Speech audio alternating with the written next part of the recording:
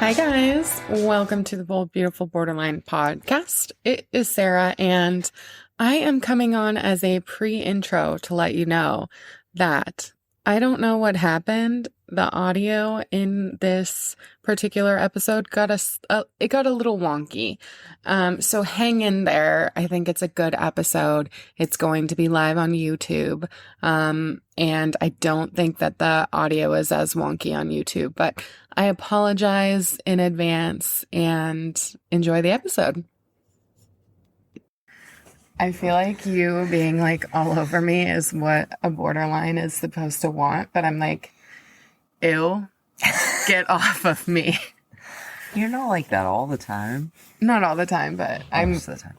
Yeah, I think when I was younger, I would have been happy to have you leeching, but now I'm like, please please let me live.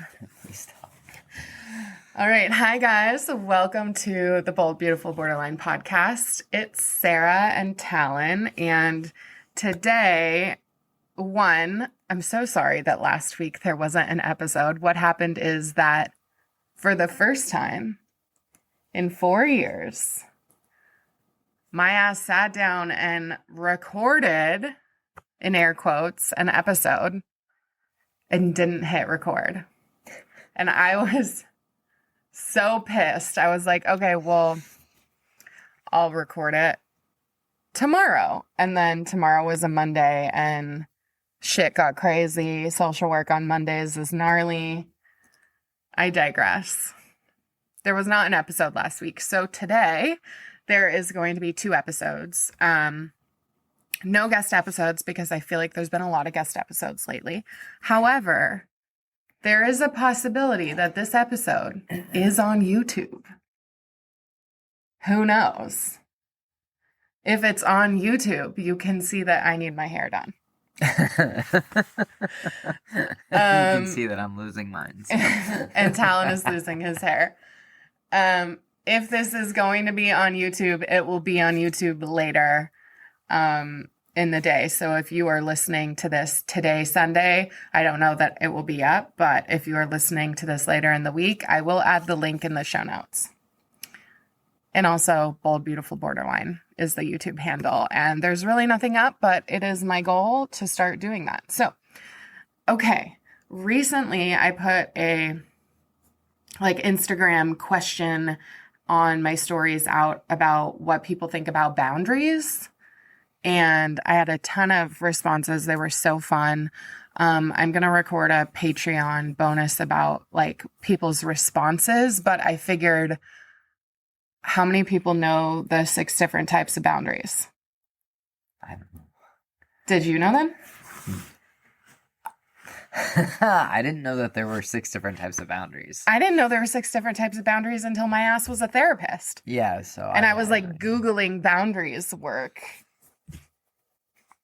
I did not know that there were 6 types of boundaries. I thought that there was just you set boundaries and they were either firm or soft. Yeah. That's it. Rigid or porous is the clinical language for that. And we're going to talk about that today. It's interesting because in DBT, you learn about Dear Man and you kind of learn about how to set boundaries with people, but you don't really learn about, at least from what I recall, what the specific, spidey senses of types of boundaries are. You just feel in your body this doesn't feel good. And so many people with borderline were not empowered to set boundaries as a young person. We're not raised in environments where boundaries were modeled for them. So I thought it would be really interesting to record about the 6 types of boundaries today. And so I am going to read through them and we're going to talk about them. But as they pull this up, tell me what did you feel you were taught about boundaries versus what you know now? Well, I can definitely say that I was not aware that I was taught boundaries because that was not a language. That was not a word in my family's language for that. But your mom has very firm My boundaries. mom has very firm boundaries. So, like, a really great example is I was not allowed in my parents' room. And so I'm sure a lot of people are like, well, yeah, that's like a thing.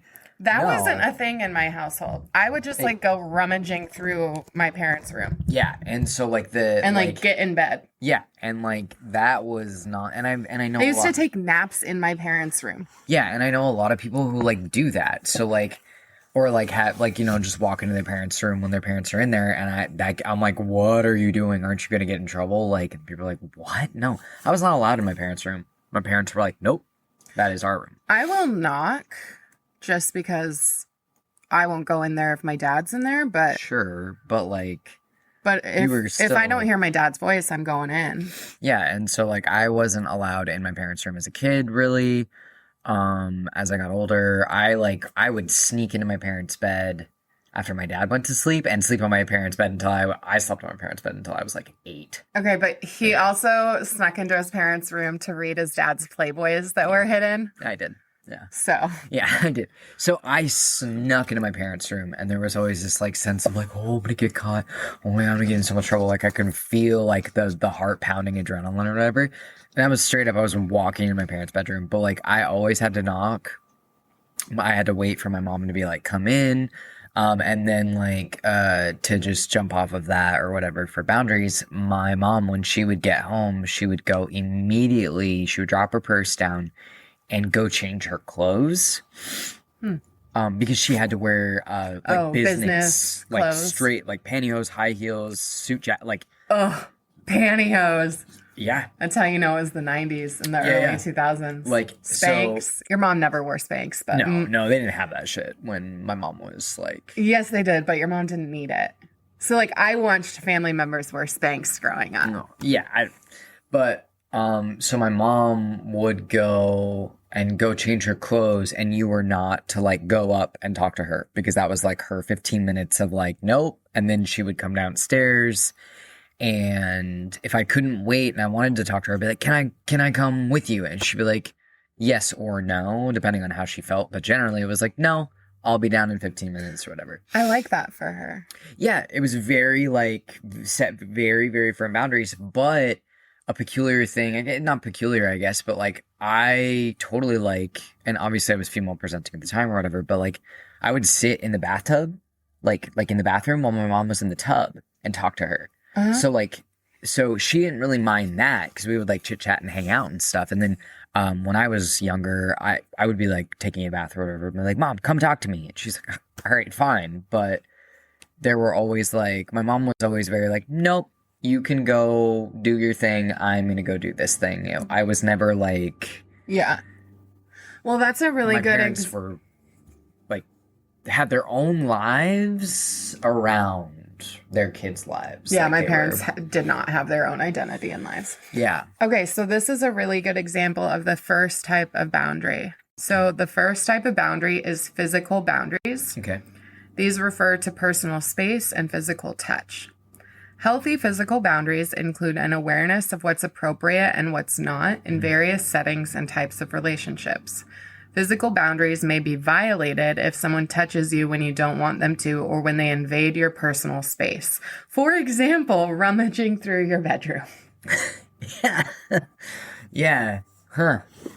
Interesting. Yeah. Super good example of personal space. Yeah. I think personal space is something that I've always struggled with because I don't know. I think because I never felt like my home was a home. So I never felt like anything was like sacred. Interesting. See, I felt the opposite because I had so many physical boundaries as a kid. Like if I wanted to sit next to my mom on the couch, she'd be like, don't touch me. If she was feeling overstimulated. Yeah, see, I don't remember anyone. I don't remember like snuggling. Oh yeah, I didn't with my parents at all. I didn't snuggle with my parents. So my personal space with them was not like touch. Yeah. Because that wasn't. Yeah. Like I feel like uncomfortable hugging my parents. Yeah, and I always. But I would kiss my mom on the lips. Yeah, I kissed all my parents and my grandparents and everybody on the lips until I was like. So weird. Fuck. sometimes we still do it. So it's like, it just is what it is. Yeah.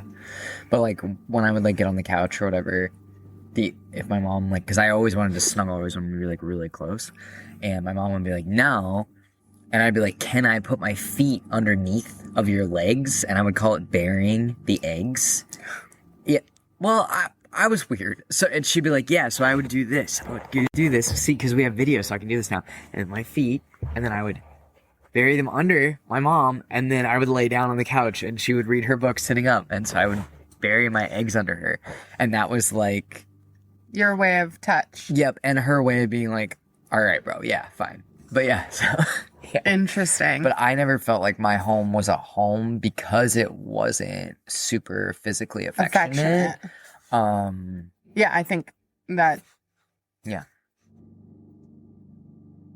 I think I felt like my mom was like so emotionally over extending herself, but there wasn't physical. Yeah. And then my dad was just like emotionally not there. Yeah. Okay. Well, let's just talk about the next one, which is emotional boundaries. Yeah. This refers to a person's feelings. I could throw up knowing how not respected these were in childhood, but how respected they are now in our lives, which is like so beautiful. Emotional boundaries refer to a person's feelings. Healthy emotional boundaries include limitations on when to share and when not to share personal information.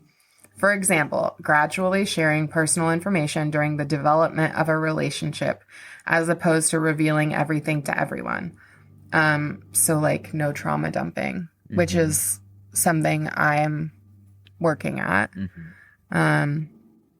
Emotional boundaries are violated when someone criticizes, belittles, or invalidates another person's feelings. So I want to say to everybody listening, like, you know, if you have a borderline diagnosis or PTSD, or like you're just listening because you feel like you have big feelings, you probably felt like your emotional boundaries were violated a lot in childhood. And I just want to say it was unfair for you to experience that. But I have a really good example of emotional boundaries being honored in our relationship. Okay. So yesterday, Talon did something that felt my trauma told me it was a lie, but it wasn't a lie because he forgot to tell me something that he knew would be significant for me. And he told me over the phone, and I was like, I gotta go. And it wasn't like a fuck you, it wasn't mean, it was just like I can't talk about this right now. Yeah, that's all you said. And then he was driving home, so it was like a 2-hour drive, and I had a chance to like journal. And he came home, and he like I was like napping, he came to me in bed, and he was like, can we talk about it? And I was like, I don't physically verbally want to talk about it, but you can read my journal. And it wasn't like an extensive journal entry, it was just him being able to have an insight into my feelings. And he was like, thank you for sharing that with me. I appreciate you like letting me into your feelings, and I just want you to know that it wasn't my intention. And you were like, is our relationship in a fracture right now? And I said, no, it's not in a fracture. I know that you didn't intend to do that, but it did trigger me a lot. And yeah, that was beautiful. It was fabulous. Yeah, well, it was, you said, I don't want to talk about this right now. I respected that by just driving, because like I can have Siri text for me, and all of my anxiety and all of my stress wanted me to, for lack of a better word, use you to help me regulate my own anxiety. And I was like, in my brain, I was straight up, I had the thought, I was like, no, she said she doesn't want to talk about it. I need to respect that and not try to use her to make me feel better for something that I did. Yeah. You know? And this is something you and I speak about a lot, because I will try to like make something better for Talon right away. And yes, I care about him and I love him, but actually I'm trying to do that because if I can fix it for him, I can solve my own discomfort in him being upset, because it scares me when he's upset, not because he's scary. Look at this kid. I could fucking eat him. I could just stomp on you. You're so small. But because like it triggers a lot of fear of men in me. And so like trying to fix everything for him so nothing gets better, so he doesn't like raise his voice, not at me, but when we in general, in general, when people get mad, their voice raises, their tone like it gets like more gruff or whatever. And so I'll immediately try to fix something instead of honor his feelings, and that's crossing his emotional boundary as a way of trying to regulate my own. And I think this is something people don't talk about enough, which is the whole like, are you okay thing? It's like, I know you want to know if they're okay, but also like you want to know if you and them are okay because you are worried about if you've fucked up. Yes, absolutely. And I do that a lot. I think a lot of people do that a lot. And I think that I used to do that a lot, and I do that way less with you. Well, I'll tell you. Yes, and like I you don't have to wonder how I feel. No, I know, but I can also ask. I can ask and be like, "Are we okay? Is this a fracture? Do we need to repair?" And when you tell me your answer, whatever it is, I believe you. Yeah. Like that's not something I've experienced in a lot of other relationships. I've experienced a lot of things in other relationships where it's like, oh yeah, we're good. But she doesn't feel good. I can feel how the energy is between us, and it doesn't feel good. With you, I can be like, is this a fracture? And when you say no, I'm like, okay, cool. Like, and because it's not. Yeah. And well, we don't like, you know what I mean? Like, well, I'm better at being honest than you are. Yes. Because I'm medicated, so I don't forget things. Yeah. But also like, I think you have a lot of fear around being honest with people and being like mistreated for things that have happened in your life. And I don't think I have that same fear because I attack. Yeah. So like, I can't think of a single thing I've been dishonest about other than that time I told you I ordered less sushi than I really ordered 2 years ago. But this is like so much to like, I'm so honest that the other day I was like, I sent nudes to this guy on. Oh yeah. And I was like, what? I was like, yeah, I sent nudes to him. And I knew that like this like wasn't going to bother you because I don't care. Yeah. He was like, who was it? And I told him, and he was like, hot. And I was like, yeah, I know. Yeah, I was just but like okay. We don't. So for me, I feel really good about our emotional boundaries. Yeah. But I don't always feel good about our physical boundaries. That's fair. Because I feel like our attachment is like you're anxious and you come towards, and I'm avoidant and I go away. So like, well, yeah. Even just like sitting on the couch, I'm like, can you please get away from me? Yeah, I have. Well, I mean, unfortunately, like our attachment styles, you're like fully avoidant, and mine's like, what is it? It's like disorganized like attachment. Anxious. So I have generally a disorganized attachment style where I'm very avoidant or very anxious depending on what the person, the situation, and it's just like, so like for you, I won't speak for you, but like I find that like you don't know how I'm going to react to something. Like when it comes to like an attachment thing, like I could come towards you and be anxious, or I could be completely avoidant and shut down. So it's just like, you don't know.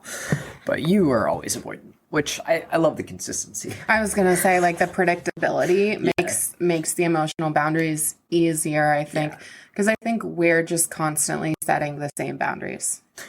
There's not like a lot of new emotional boundaries. Okay, the next one, this came up in my relationship with Andrew so hard, and it's like,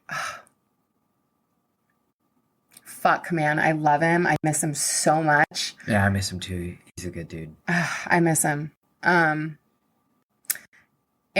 anyways, but he is like the smartest person He is so fucking smart. It's like so annoying.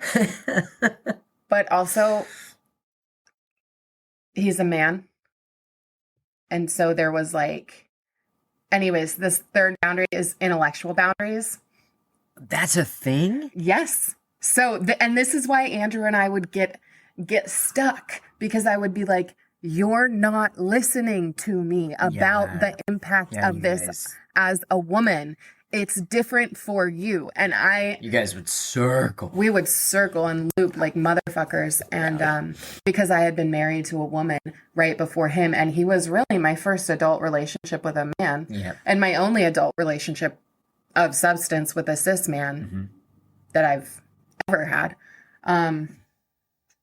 Yeah, we would loop in this regard, and we could not figure it out. And I think it was a big part of why we ended up terminating our relationship. Not at the end, but just like there was so much leading up. Romantic relationship. Yeah. So, intellectual boundaries refer to thoughts and ideas. Healthy intellectual boundaries include respect for others' ideas and an awareness of appropriate discussion. Should we talk about the weather or politics, for example? This country is fucked where this is concerned. But intellectual boundaries are violated when someone dismisses or belittles another person's thoughts or ideas. So I will never forget the first time in my relationship with Andrew where this became an issue, and we would come back to the same topic over and over again and have like a big fight about it, which was like, I'm not going to go into it, but something specific about the queer community. And he had a belief that was different than my own. And I would be like, you're not queer. You can't talk to me about anything that has to do with queerness unless it's theory. But you cannot tell me that something is queer or not queer when you're not queer. Yeah, you can't speak experience-based if you don't have that experience. And like, just because you know queer people, if you are not queer yourself, you cannot weigh in as though you have experience that you do not. You can talk theory all you want, right?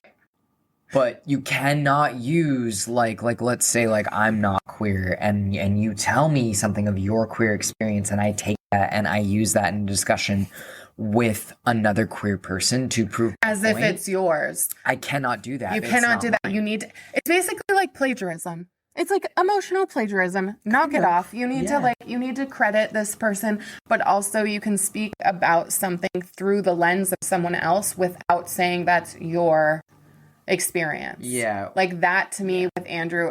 Anyways, Andrew's wonderful. I love him so much. He's amazing. It's lacking in nuance and context. Well, and a big part of it, and you can tell from my like tone right now, is like I got so triggered that I couldn't respect his intellectual boundaries and like listen to him because I was so triggered. Yeah.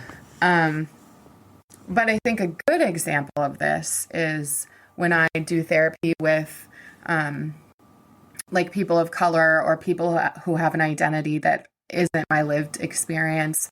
I will say the things that I've been told about, you know, your cultural experience have been X, Y, and Z. Can you fill me in? Like, for example, I have had a lot of young Latina women, and when we talk about like the mother-daughter relationship, I will say, you know, it's been explained to me in the past that within your culture, there's like a strong matriarchal kind of like pattern or system, or can you explain to me like what that has been like for you? Is that true for you? And one of my clients told me, and this is not me being a good therapist, this is just like to me like what we should all do as humans, but one of my clients told me, I have always really appreciated you asking me about my culture.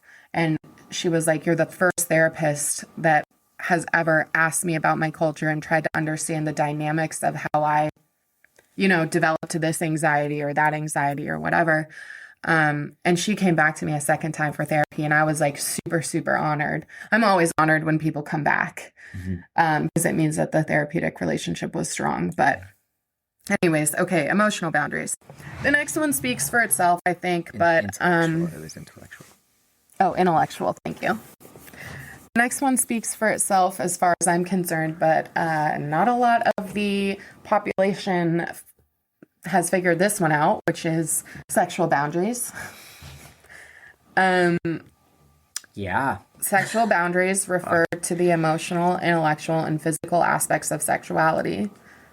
Healthy sexual boundaries involve mutual understanding and respect of limitations and desires between sexual partners. Sexual boundaries can be violated when unwanted physical touch, sexual touch, pressure to engage in sexual acts, leering, or sexual comments occur. Mm-hmm. I mean, I don't even feel like I want to talk about this because that's cut and dry. Okay, the next one. This is big for you. So far we've talked about physical, intellectual, emotional, and sexual boundaries. Yes. There's two more. Material boundaries. This refers to... Yeah, this is big for you. Material boundaries refers to money and possessions. Don't touch my shit. Oh my god, keep going. You have gotten so much better. I have.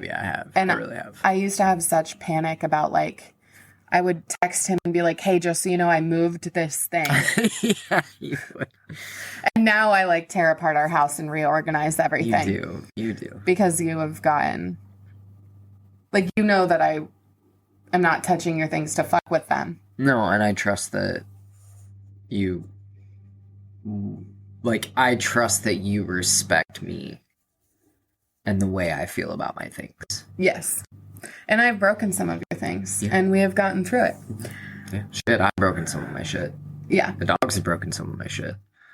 The dogs. So material boundaries are violated when someone steals or damages another person's possessions or when they pressure them to give or lend them their possessions. I think this is something that's harder for younger people. You know, like when you're young, it's like, hey, can I borrow $50? And then, you know, you forget to pay it back, or you like struggle to be like, no, I'm not going to give you money. You'll give it to them no matter what. Or like, hey, can I borrow your car? But then you don't fill the gas tank up. Or... I think for me, material boundaries also, it's not just like pressure to lend and stuff like that, but like, for me, I do have a material boundary of like people touching and moving my things. Whether that be like, oh, you know, I'm not saying you can't move my stuff, but I am saying like don't put my stuff in with your stuff when our stuff is separate. Yeah. And I'm like, that's like a big boundary for me when it comes to like roommates and people I am not romantically involved with, and to an extent I do still have that boundary with people I'm romantically involved with. I'm like, some of my things I want separate, like face lotion. I'm like, I have mine, I have my special one, and you have I yours. wouldn't use that no matter what. Yeah, you don't like it. I don't like the texture, but like I need certain things separate in my little area so I can always find them, so I can always have them. And so for me, this has been so frustrating because this is where like your autism and my ADHD really like, and my borderline go head to head, because I just can't freak out about lost or broken items anymore. Yeah. If they're not like of significant value to me, because I will just fucking ruin my life constantly. Yeah. And so when we moved out of our hell house, if you haven't listened to the hell house episode, definitely go back and listen. But there are so many things that got left behind or that the roommates kept. And like,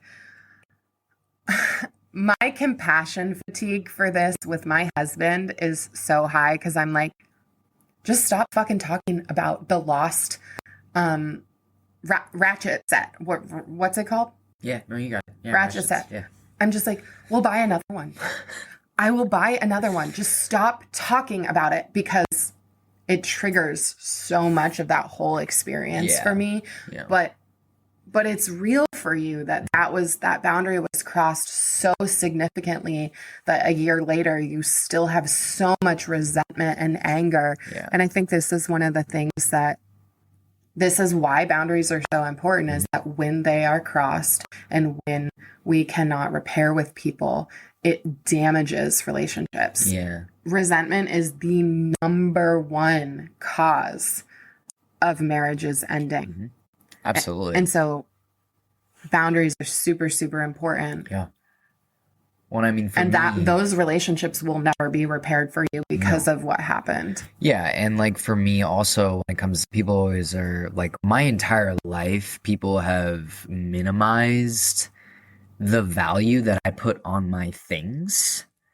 And I'm not talking about my family, because my family actually is like the people, like my dad instilled that in me. Yeah. Like he's like, if I buy you something nice, you need to take care of it because you're not going to be able to get another one. Oh my God. A good example of this is we got gifted my father-in-law's Christmas cactuses. Are you going to talk about the emotional support plants? The emotional support plants that he has hated for 20-something years. 27 years. 27-year-old Christmas cactuses. 2 of them live in my home in the north-facing window because he has been complaining about them for 27 years because they were never his to begin with. No. They were his, at the time, sister-in-law, Talon's aunts. Mm-hmm.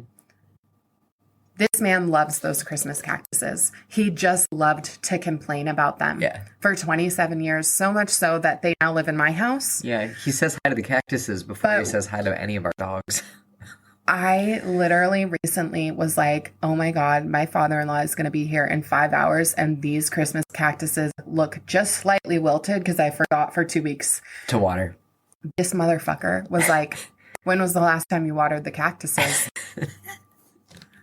And I'm just thinking to myself, don't gift me 27-year-old cactuses if you don't want them to potentially be damaged. Mm-hmm.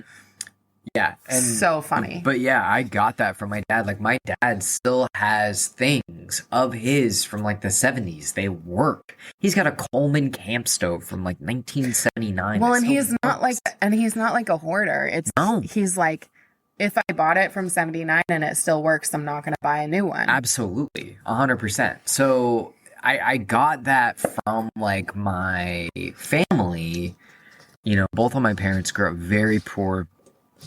They worked really, really hard and they are not rich, but they are like, you know, middle class. If middle class exists, that's what they are, right? Yeah. And so my entire life, like friends or other people who have come in and out of my life have always been, I guess, maybe a little perplexed about how possessive and how obsessive I seem about my things. Yeah. And I have never been able to explain all of the nuances when it comes to my things. Because some things I care about, but like if they disappear or something happens to them, that's okay. That's just kind of like I have categories in my head for certain things. Yeah. Like, you know, like books disappear. You lend them out, sometimes they don't come back. Stuff like that.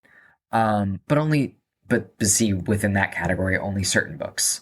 Right. And then same thing with like, you know, clothes and video games and all these things. All of the like item categories have little subcategories of importance. Like when I got it, where I got it, if I can get it again, if someone gave it to me, like as a gift because I liked it, that means more to me. Yeah. Because and again, I have things and I have really firm boundaries around my things because my things are a way to like maintain and keep memory, which I don't have a lot of. And that's not something I talk about or like tell people because I'm very ashamed about the fact that I don't remember a lot of my life or parts of my life. Or like, I don't remember I don't know for sure, factually, 100% what was left at the old house. Yeah. I can't give you an itemized list out of my head. I don't know. That's why I keep my things separate because they're labeled as mine. So I just trust that what is in this box is mine. And so when you dump my box of ratchets or whatever the fuck into your box, and now it's one fucking box and you can tell the difference, but I can't because I have a system, which is my box. Yeah. And so this to me is like so dysregulating. Right. And I will just be like, yeah, I'm just going to put it on a credit card. Like, even if I don't have the money for it, yeah, I'm just going to fix it right away because I can't keep listening to it. I have such compassion fatigue. Yeah. And it's awful. This is like, and we don't talk about this anymore as a boundary to the fact that like, I can't very easily respect your material boundaries in terms of this, and you can't very easily respect my emotional boundaries in terms of this because I have said like, can we please stop talking about it? Yep. And so, yeah, we set that boundary and like where like if I'm doing a project and I'm missing something that I'm sure I had, I don't say anything to her. Or you say it once and I will be like, okay, do you want me to go out and buy this? Even if I don't have the money, but I will put this on a credit card, or I will find it and I will rummage through the free Facebook and we will find a new ratchet set. Yeah, so that has been good for us, like setting... We don't talk about it. Yeah, setting that boundary. And I think a lot of people would be like, oh, your boundaries, don't talk about it. Fuck yeah. Like, I can be angry in the garage and throw shit around while she's upstairs and she has no idea that I'm mad. And that's okay because... Well, at the end of the day, this is one of those things where we cannot talk about it because it's not going to result in that long-term resentment. Between us. It's not about us. But if we keep talking about it, it could. But if we can't not talk about, like, for example, in that whole situation, we couldn't ignore the emotional boundaries that were crossed in that living situation. Yes. We had to work through those or our relationship wouldn't have. 100%. So anyways, okay. Yeah, that was a good boundary. Yeah. That's nice. That's really nice. Okay, final one is time boundaries. This refers to how a person uses their time. To have healthy time boundaries, a person must set aside enough time for each facet of their life, such as work, relationships, and hobbies. Time boundaries are violated when another person demands too much of another's time. Okay, I just want to say, if you can perfectly manage your time boundaries, you have a fuckload of privilege. Yeah, good for you. Because Talon and I are both working 2 jobs. Mm-hmm. And honestly, my goal is that we have enough time that the litter boxes get changed every day and that our dogs get a walk-in every day. If those 2 things happen, super, super rad. But every night I sit on the couch and I do work while you watch television. Like, every day you go from one job to the tattoo shop. So you work from 8 a.m. to 8 p.m. Mm-hmm. And I schedule clients on Sunday nights who cancel during the week. Yep. Like, we can't have time boundaries at this point in our life. And I don't foresee a time when we will be able to easily do that unless capitalism is torn down. Yeah. But if you do have an easier time with time boundaries, I think that's a beautiful privilege to have. And I love that for you. And setting enough time for all of these different aspects of your life is beautiful. I know that I feel a lot of resentment where time boundaries are concerned. I feel a lot of anger sometimes that I don't get to exercise the way that I want to. Yeah. Because if I get up and do an exercise in the morning, then I'm going to be doing chart notes at 12:30 at night. Yeah. But we have been getting up at 6 a.m. to run together a few days a week. Mm-hmm. And that's really exciting and beautiful. And I am working at tracking my sleep with my new Garmin watch that I put on a credit card because it has a sleep tracker. Sponsor us. Yeah, Garmin sponsor us. Lo and behold, I average 4 hours and 53 minutes of sleep per night. Mm-hmm. There needs to be some time boundaries there. Yeah. I think time boundaries, like, That's a good example of like people talking about like their work-life balance or whatever. Yeah. So I think like when it comes to like perhaps like professional relationships, time boundaries are infinitely more important.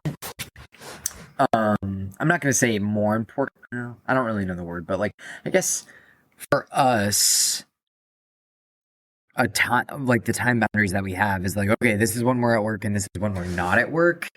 I think the best thing that I committed to this year that I have stuck to at least 3.5 days a week on average, probably, is regardless of how little sleep I've been getting, I wake up and get out of bed now Yeah. before 8 a.m. because it gives us our sacred morning That's time really nice. to have coffee together. Yeah. And when we have our sacred morning time, whether it's us running or just like being around each other In the morning, yeah. in the morning, I'll like leave my office door open and be checking email, and he'll be like doing coffee, and I'll be like getting the cats done because people probably don't know, but I accidentally stole 3 feral cats from the neighborhood, 3 feral kittens from the neighborhood. So now we have 4 cats. So many cats. We have so many animals, it's unreal at this point, which makes our time boundaries hard. But anyways, I feel so embarrassed by how I just ranted about time boundaries. Why? And our lack thereof. I don't think that's something to be embarrassed about because, like, I think that... I don't want people to think I'm, like, whiny and dramatic and gross. Well, I don't think people think that. And if they do, that's their own thing and they can think that elsewhere.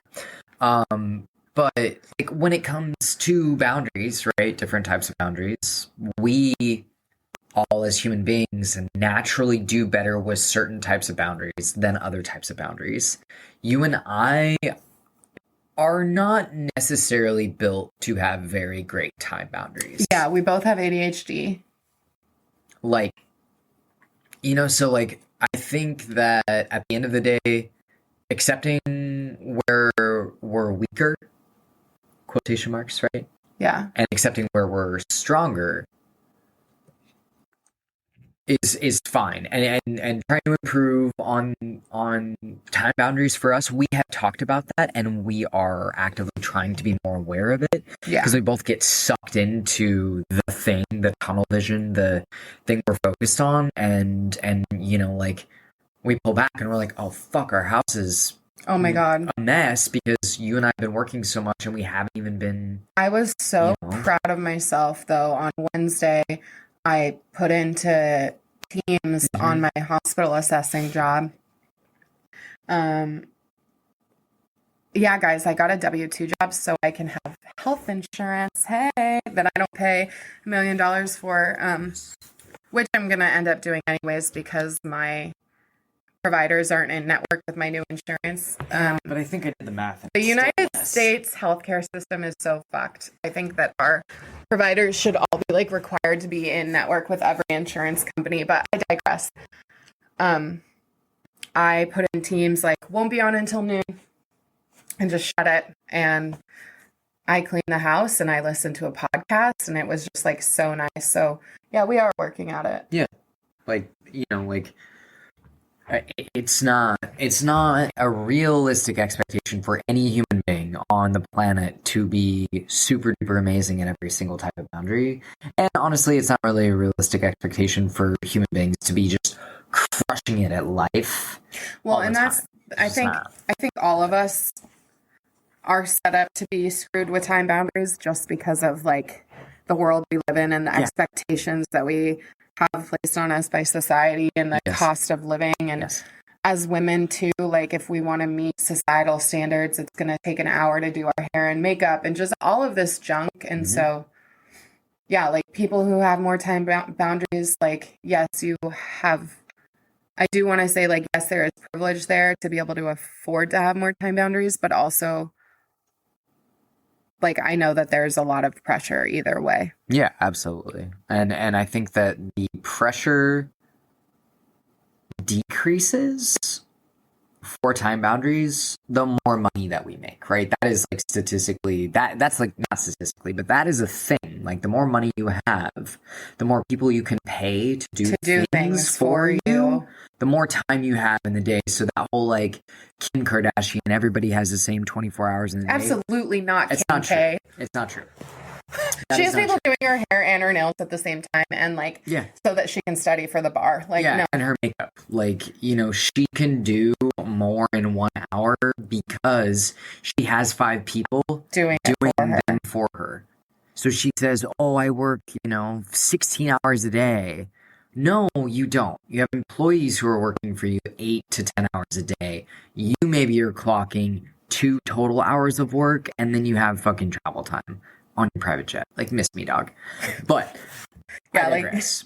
Time boundaries are probably an important one. They're important, and I think they're hard. And that's okay. That is a boundary that we struggle with. I'll take that. Yeah, I'll take that.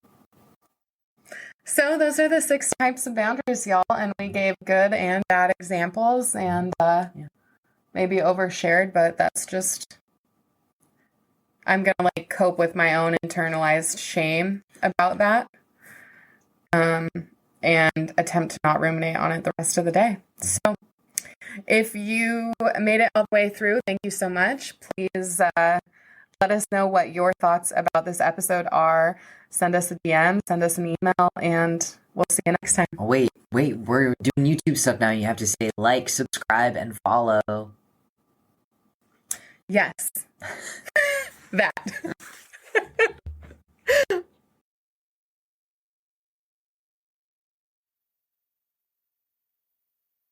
Hello, listeners. Thank you for tuning in to the Bold, Beautiful Borderline podcast. I hope you enjoyed today's episode.